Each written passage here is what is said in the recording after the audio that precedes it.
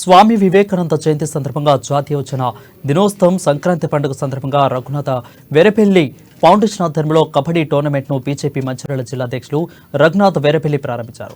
గ్రామీణ ప్రాంతాల్లో ఉన్న యువతను క్రీడల్లో ప్రోత్సహించడానికి ప్రతి సంవత్సరం క్రీడా పోటీలు నిర్వహిస్తున్నామని తెలిపారు. స్వామి వివేకానంద గారిని స్ఫూర్తిగా తీసుకుని యువత అన్ని రంగంలో రాణించాలని అన్నారు.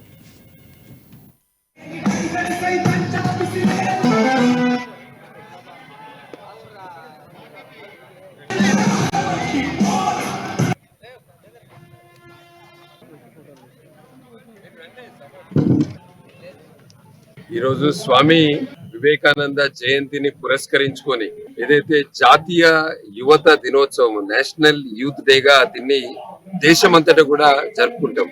స్వామి వివేకానంద గారు యువతకు స్ఫూర్తి.